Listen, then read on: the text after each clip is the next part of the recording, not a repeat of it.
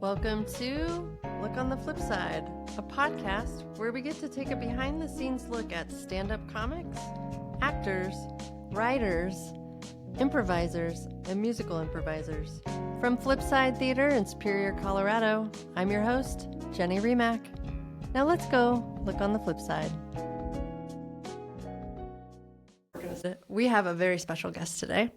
Having graduated from the University of Colorado in 1977 with a degree in psychology, philosophy, and physics, Chuck Schultz enrolled at Naropa University and began studying for a master's degree in Buddhist and Western psychology.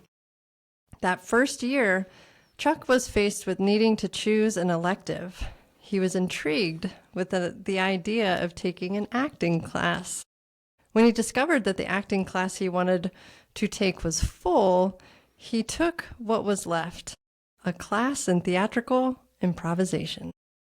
This class was so inspiring that Chuck was motivated to find more improv opportunities.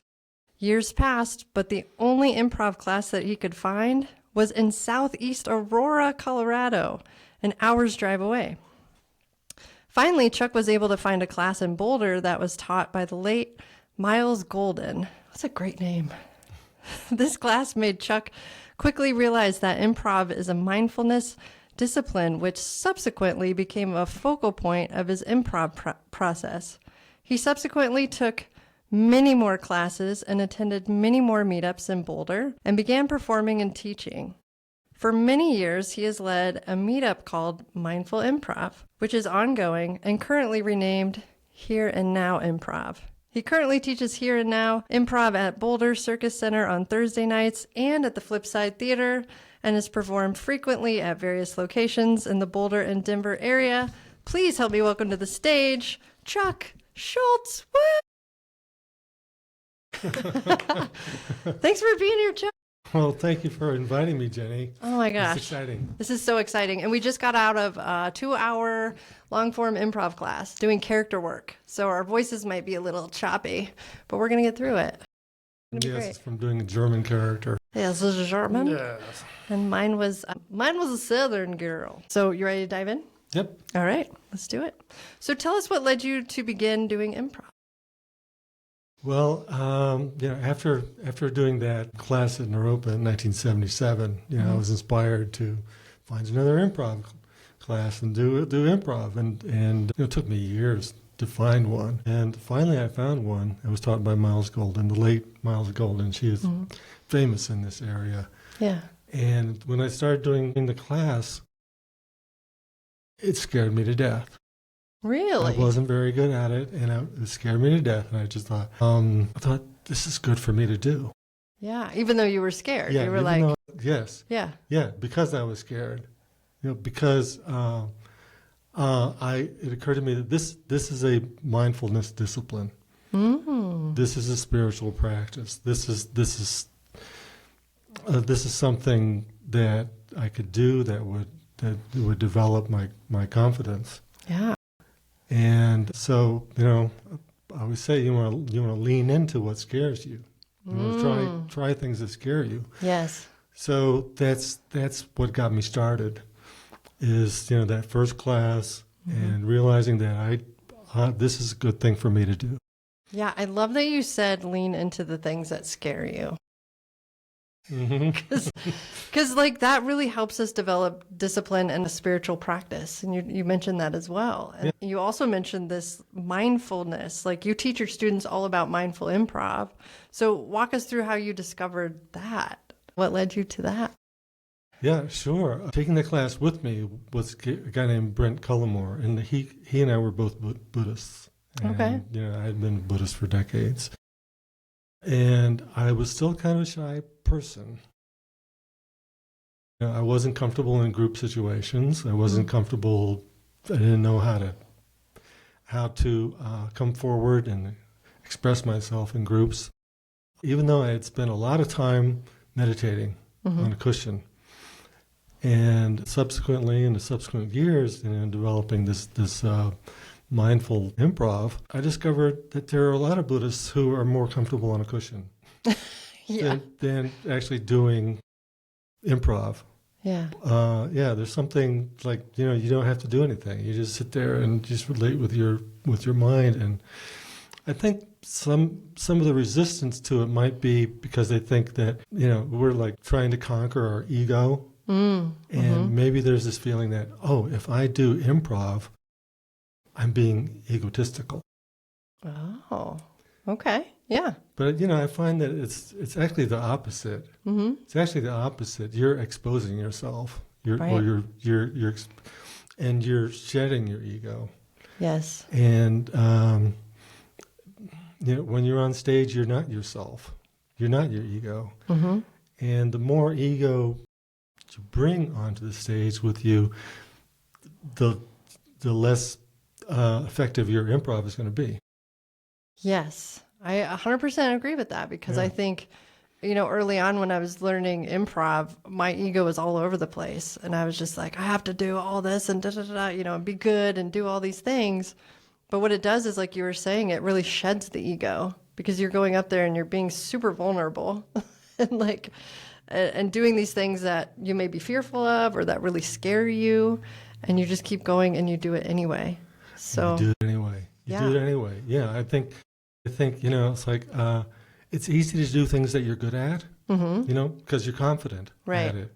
But to do things that scare you, you need to be brave. You need to be brave, and that's different. That's different from being confident. Yes. Because you have to throw yourself into something that scares you. Yeah, so a lot of bravery goes into this. Yeah. For sure. Yeah. 100%. Oftentimes with improv, we say yes and, right? Like that's just kind of like a improv 101. You yes and your partner. And however, this approach is a little bit different because with your yes and establishing the who, what, and where scene, it can be a little different. So walk us through that. Yeah. My approach is a little different. Yeah.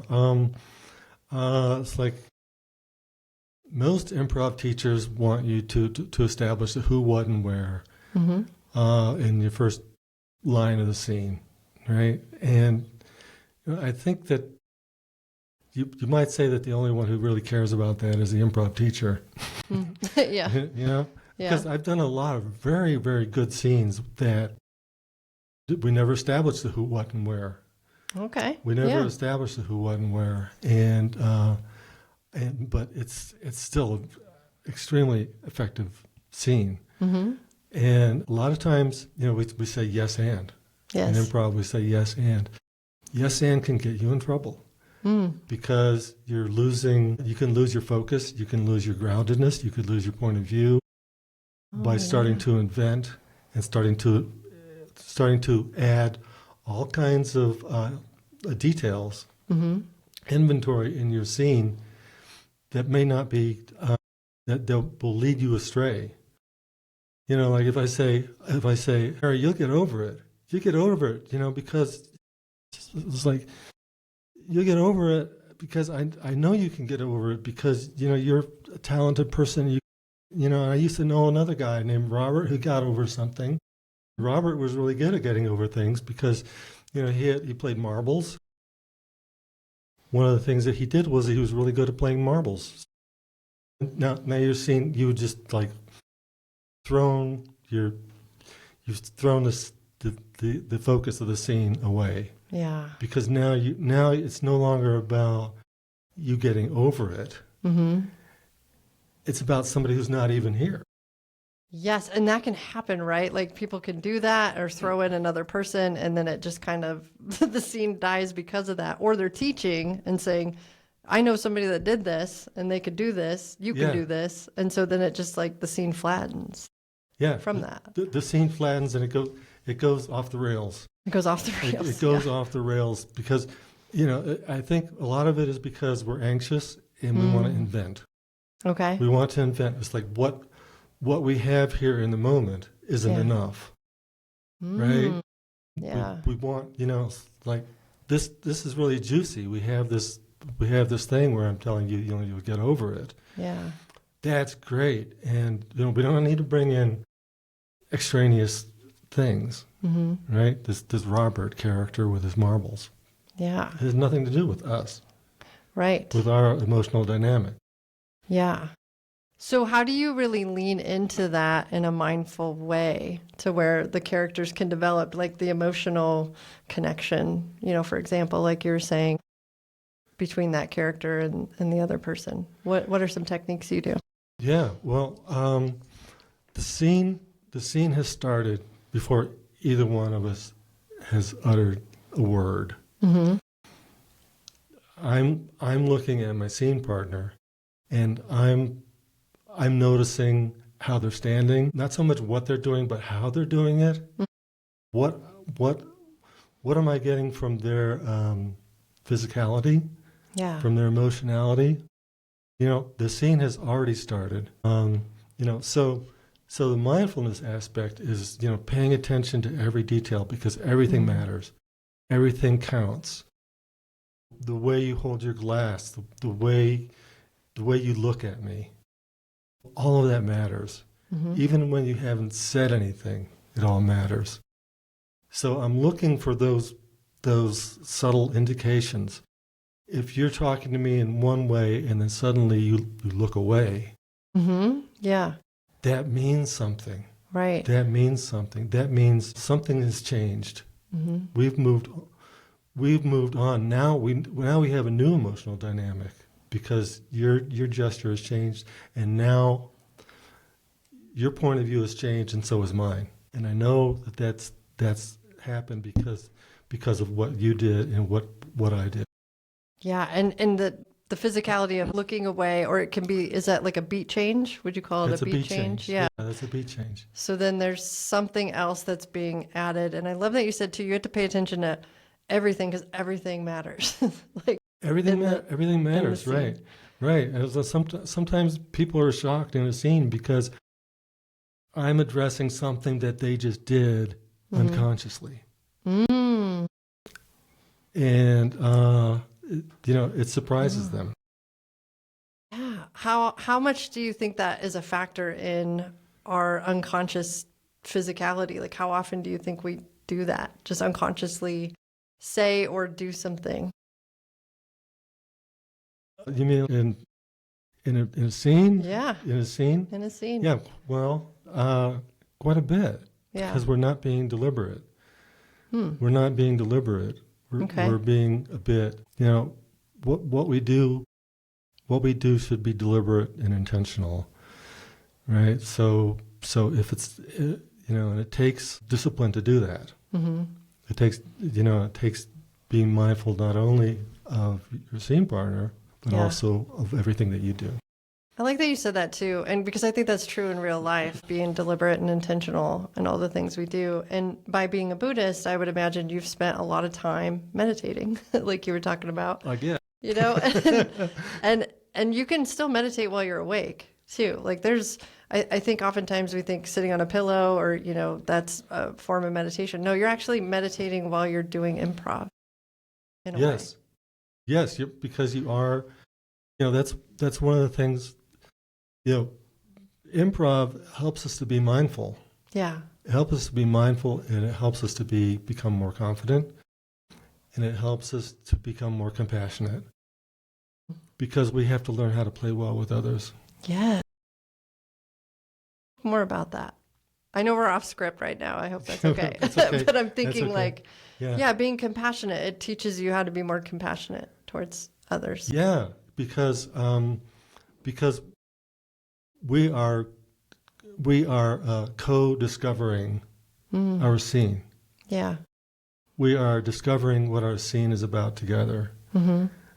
So if I bring in all this baggage about what I think the scene is going to be, then I'm throwing you under the bus, right? Because you, when I was beginning improviser, I would drive to improv thinking about funny things I could do. Oh, sure, right? And I'd bring them, and then it would never work. Oh, okay. They would never work because I'm not co-discovering. Right. Right. It's the difference between co-discovering and co-inventing. Mm-hmm. Because we're not inventing, we're discovering. Right. Because I'm in response to what you do. I'm not in response to what I'm thinking you should do. Right? I'm in response to what you actually did. But I do have a point of view. Yes. Which is my intention, which is my purpose, my want. Okay. So the point of view is the intention, the purpose, the want. And there's also this dynamic of, because I want to get into this too, because you did stand up. You recently did stand up. And so there's a time and place for that to really think about, okay, what's the funny things that I can say? Because as a stand-up comedian, you're going to do that. You're going to go out there and you're going to say some funny shit that you've, pre-written or pre-rehearsed. But in improv, it's like you've got to be in the moment with that person because you're co-discovering together. And it's so important to be able to co-create by me just riffing off what you're saying instead of what I already had written in my head as thinking it was funny. Because you said it would never land when you would try to do that on the way to improv. Like if you had thought about it ahead of time, those improv babies didn't birth well, Right. Yeah. So it was like, okay, being in the scene, like how did you learn to just kind of let some of that go with not bringing in the funny and just like really tuning in to the moment? One of the things that I think is really important is not to hurry. Okay. And to allow there to be space in a scene. Okay. Like if I say, Mary, you'll get over it. If you let that sink in, and come from a deeper place, right? And just let yourself have a pause before you answer. It makes the scene deeper.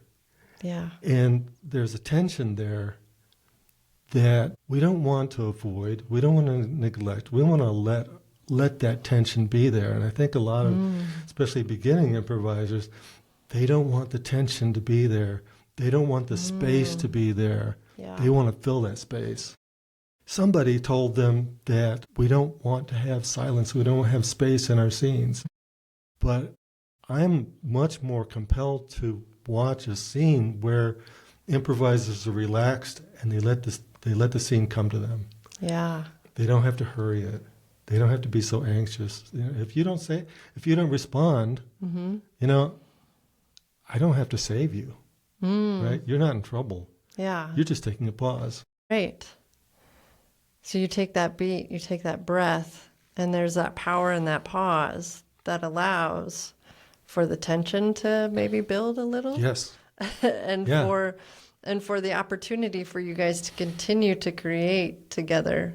And it doesn't have to be so immediate or so quick. Yeah. Which kind of in life we're like that, right? We try to be like, instead of allowing somebody maybe to feel their emotions, we're like, here's a tissue.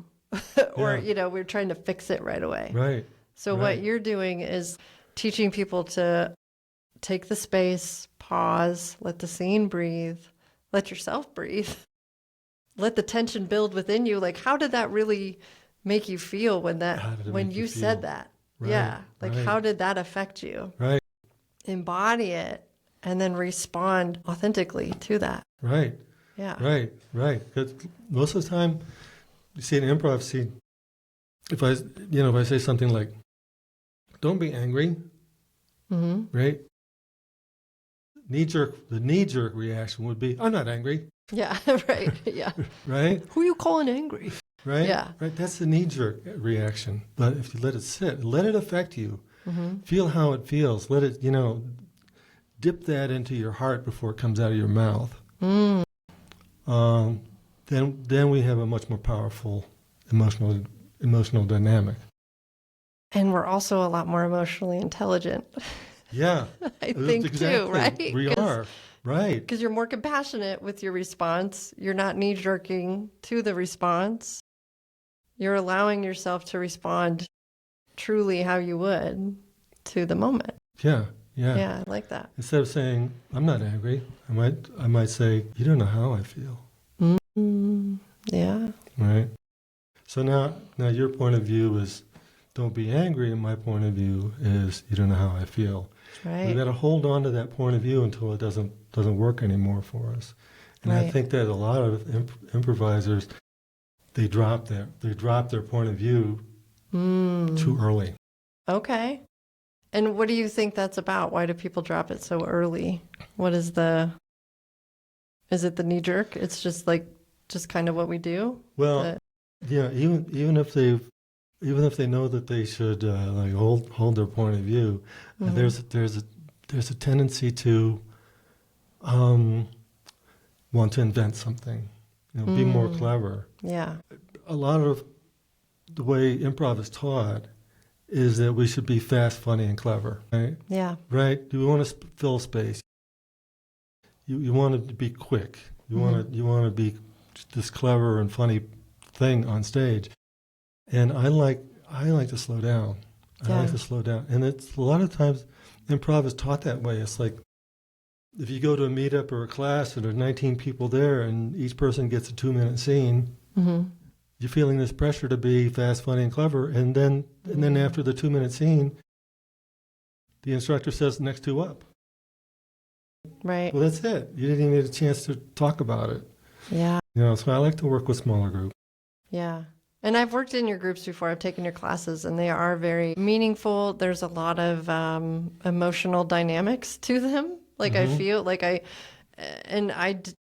growing up, didn't feel a lot of my emotions. So it's been really nice as an adult to come into feeling them again, and being able to truly embody whatever it is that scene is creating in the moment. And I think you do a really nice job of, we even meditate. We were meditating before we would start class. That was part of the process. And I think it was just a few minutes, maybe 5 minutes, 3 to 5 minutes that you would do with us. Yeah.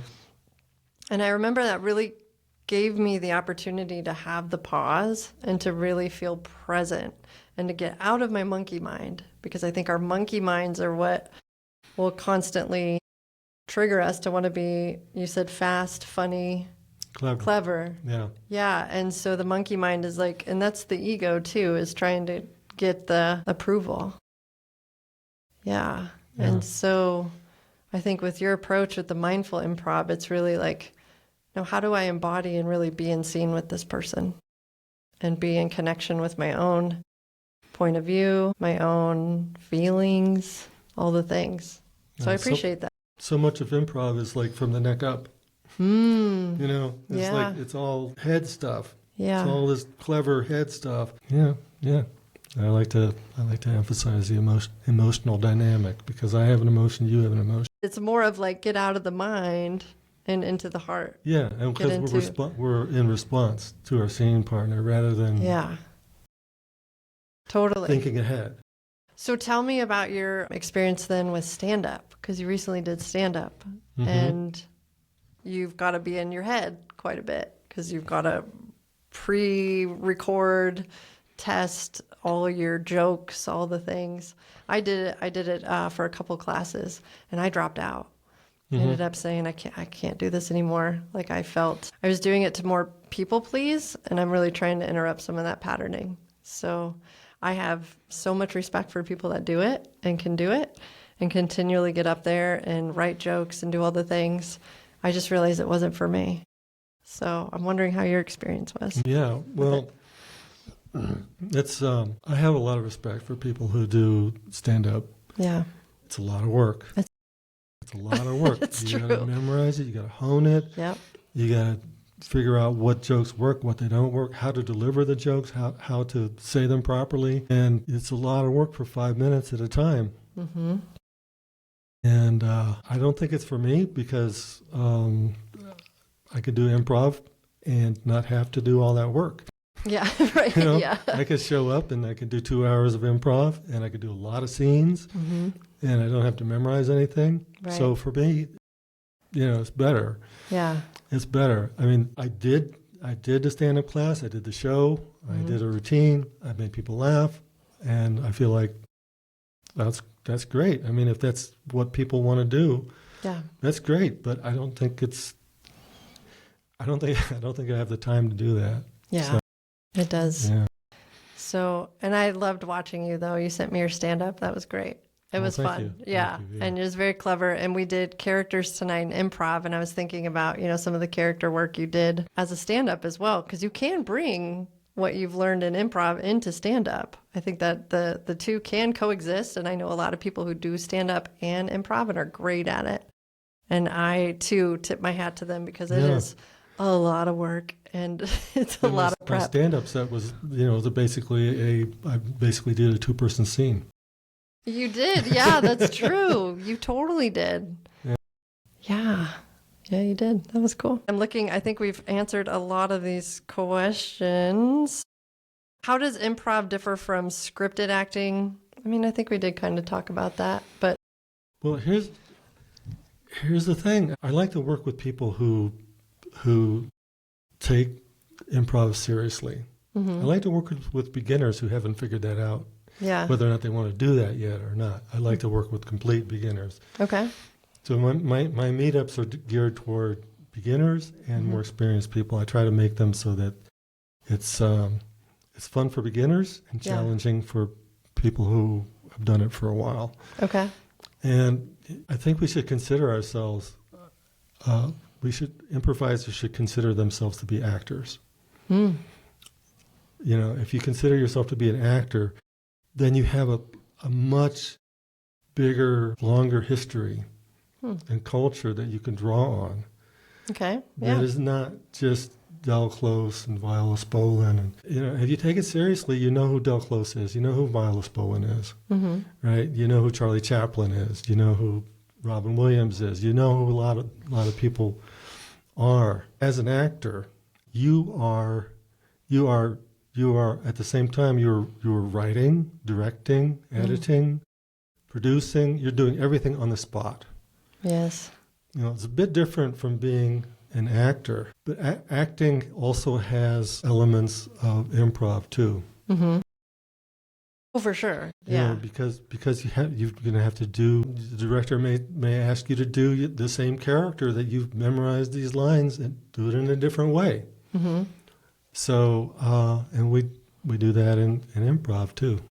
Let's do this and be a different character. Mm-hmm. So. We just did that tonight. We just did that tonight with 20-second bits. But we don't have a script. I did a clown workshop, an intensive with someone who, she does a 1-hour show. Okay. Where she does 16 different characters. Shnikes. She got to memorize the whole thing, and it has to be done exactly right. Wow. When she told me that, I said, "No, I can't do that." So she said, "Well, what do you do?" I said, "Well, I do improv." And she says, "Oh, I could never do that."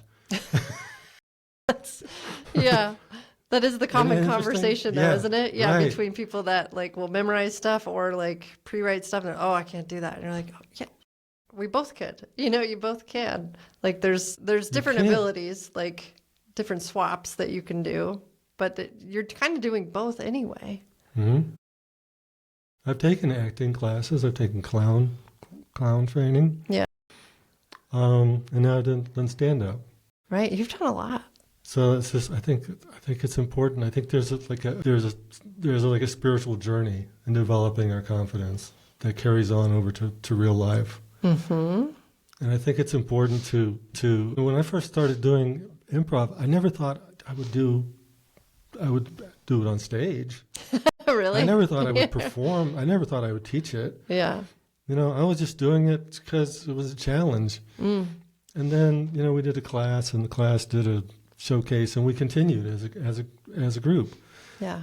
And I started teaching classes, and I found each step is a transformative experience. Ooh, I like that. That could be on a T-shirt.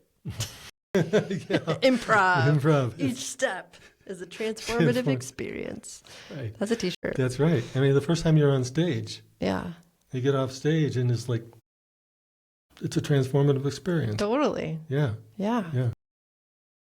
And how has it been for you transformative wise, I guess, in real life, in your day-to-day life? How has improv helped you transform spiritually? in your journey? Well, it has made me a more confident person. Okay. Yeah. Yeah. I'm much more spontaneous in group situations than I was before. And you used to just be really nervous and didn't like groups. Yeah, right? which is really weird yeah. because, because I would rehearse what I was going to say, in my head. Yeah. But then I could never get the timing right. I didn't know when to interject what it was I was going to say. Yeah. So I didn't know how to do it. Yeah. And now that I've done improv, I'm much more inclined to just be there in the moment. Love that. Just in any part of your life. Any part of my life. That's so cool. Yeah. That's so cool. And so it's unlocked so many different opportunities for you to just go and show up and be in the moment with people, as opposed to trying to pre-rehearse or set what you're going to say. You just go and you just be yourself. Yeah. And you hang out with people. Yeah. That's so cool. That was going to be one of the questions about, changes that you see in yourself as a result of in your real life because of improv. What about your students? What have you noticed within your students, like changes within them taking their first mindfulness class till later? Well, it's really interesting how they develop as improvisers. It's really fun to watch. It's so I don't know. It's really gratifying in a way that these students that I have get better. Yeah. They get better at improv. Of course, I don't know how they are when they're not in improv class. Sure. Yeah, you're not keeping tabs on them. But I have been told by some people that it has helped them in life. Love it. That they have become more confident people. Yeah. I feel more confident too, and I have taken your classes. So that's a real testimony too. Hope it helped. From a student from you. What'd you say? I hope it helped. Yeah, it did help. It helped a lot. And we're playing now and doing character work, and doing long form improv, and it's been super fun. And I just really appreciate talking to you, and thank you for coming here today and tonight. And speaking of teaching, when are you teaching again? Well, I teach every Thursday night at the Boulder Circus Center. Awesome. I have a meetup, and it's just a very small group. So people come to get a lot of turns. They get a lot of turns. It's a funny thing about groups. Some people like to go to a big group because they feel like they can hide. Oh, maybe. Yeah. But the funny thing is, if you go to a group and you do a 2-person scene, you have a much bigger audience. Yeah. If you go do it with a smaller group, then you get a lot more turns. Right. So what do you like? Bigger audience, more turns. Yeah. So lots of reps. People are getting lots of reps when they come to you. Right. And what time do they start at Boulder? It starts at 7. It goes from 7 to 9. Okay. Awesome. 7 to 9, and you go. It's on Meetup. It's called Here and Now. Cool. Here and Now Improv on Meetup. I also have a website called Here and Now Improv.org. Ooh, cool. .org. .org. Yeah, .org. So join the meetup and show up. So people can just pop in, like it's not like a set time frame of a class, like. Oh, it is. Okay, yeah. But I mean, like a week, like it's not 6 weeks or 9 weeks or. No, it's a meetup, so they can come anytime they want. Got it. Okay. And perfect. It does cost $10. Yeah. Pay the bills. That's like a Starbucks now. Oh, Starbucks is expensive. It's like Starbucks, just a cup of coffee. You can have 2 hours of fun and mindfulness improv, meet some really cool people. Yeah. $10, that's totally worth it. Yeah. What about performing? When are you performing again? I don't have anything scheduled now. Okay. More recently, I performed with Ian Gibbs and with Rebecca Bradford and with Anders Langford. So Anders and I do 2-chair scenes. We're called Pair of Chairs. Pair of Chairs, yes. So very next fun. Opportunity, we're going to do that. And I'm always open to performing with other people. If you want to join me, you and I could do it. We could do a show.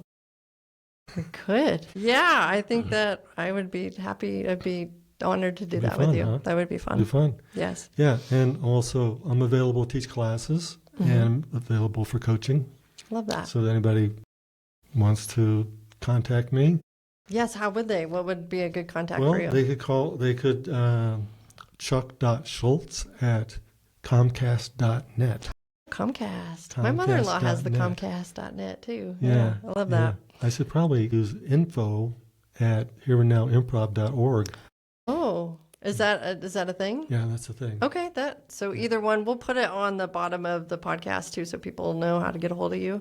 Okay. And Chuck, it's been a pleasure. Thank you so much for It's being been fun. here. Thanks for inviting me. Yeah, thanks for being here, and we'll see you. We say on the flip side.